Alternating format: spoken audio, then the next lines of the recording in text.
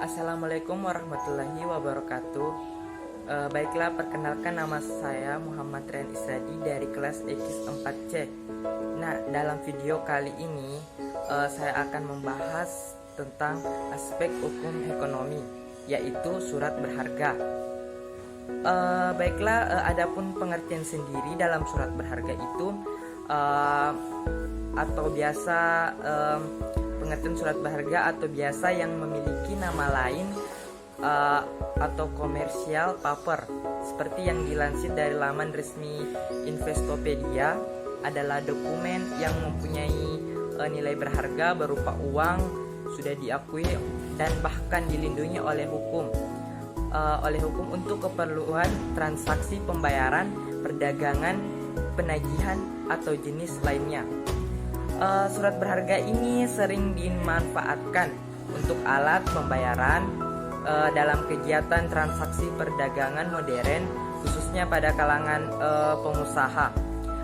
Banyak di antara para pengusaha yang dimanfaatkan surat berharga ini sebagai alat bayar transaksi perdagangan karena dinilai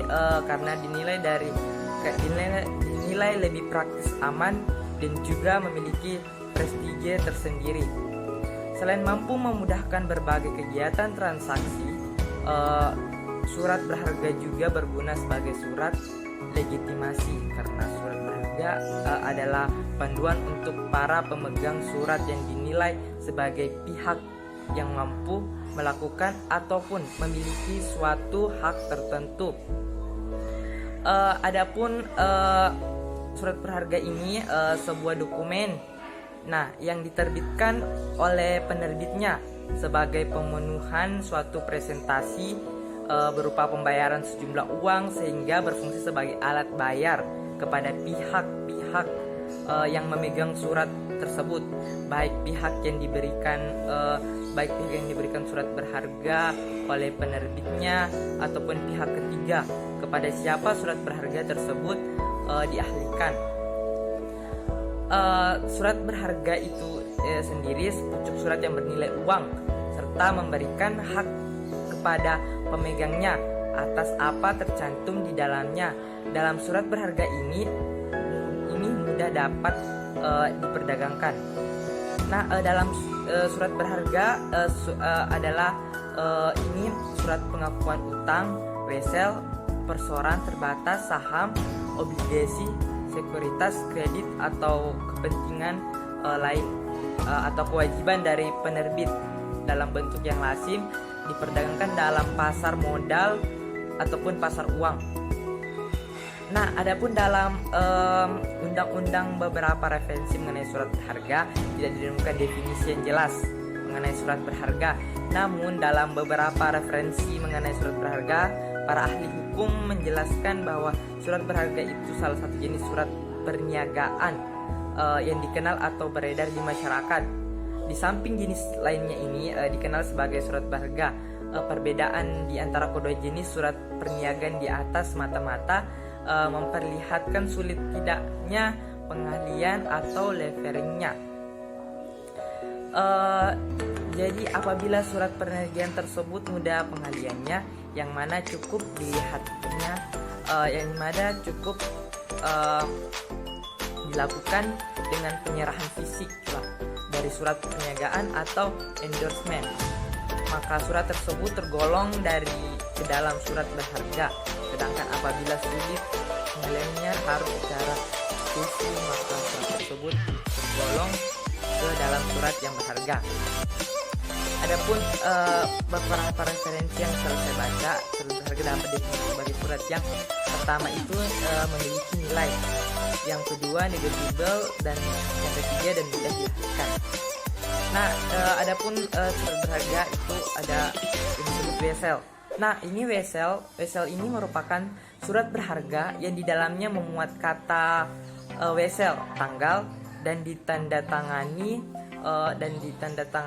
oleh penerbit yang memberikan perintah tanda syarat kepada pihak terkait perihal hari pembayaran kepada penerbit yang telah ditunjuk penerbit maupun penggantinya di suatu tempat.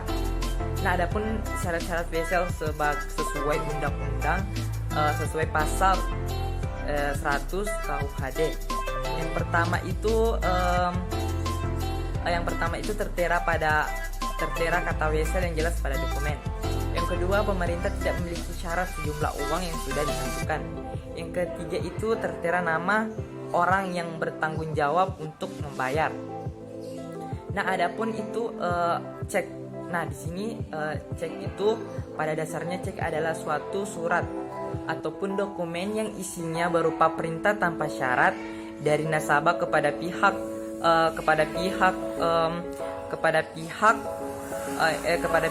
surat itu isinya berupa perintah tanpa syarat dan nasabah kepada pihak bank untuk membayarkan sejumlah uang yang nominalnya sudah tertulis pada surat tersebut kepada orang yang ditulis ataupun maupun pembawa cek tersebut.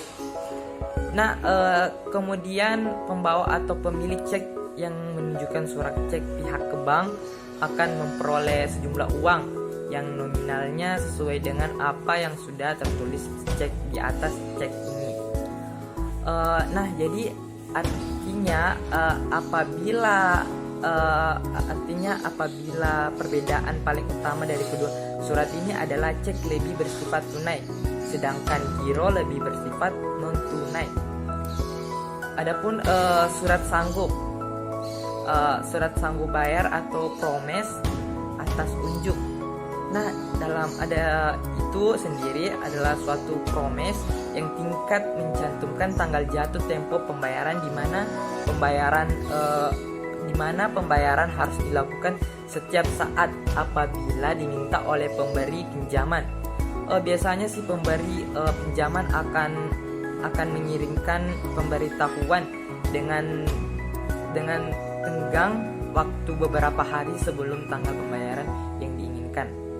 Nah, dalam hal ini meminjam uang antar perorangan penandatanganan promes ini adalah suatu cara terbaik guna kepentingan perpanjangan, perpajakan, dan pembuktian.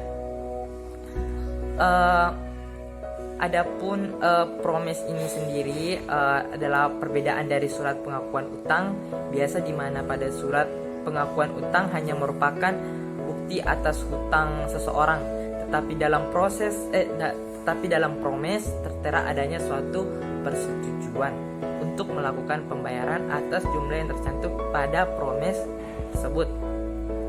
Nah, adapun itu biliet giro. Nah, jadi biliet giro ini suatu istilah perbankan untuk suatu cara membayar yang hampir merupakan kebalikan dari sistem cek. Nah, beberapa surat perintah untuk memindahkan sejumlah uang dari rekening seseorang kepada rekening lain yang ditunjuk surat tersebut. Nah, adapun macam-macamnya atau surat berharga. Nah, itu antara lain yang pertama, surat berharga dalam KUHD atau ada wesel, surat kesanggupan, cek hingga kwitansi. Contoh surat berharga di luar KUHD itu sendiri ada biliet giro, cek perjalanan, konosemen, charter party, deliver order hingga saham. Nah, baiklah, sekian dari saya, kurang lebihnya mohon dimaafkan. Assalamualaikum warahmatullahi wabarakatuh.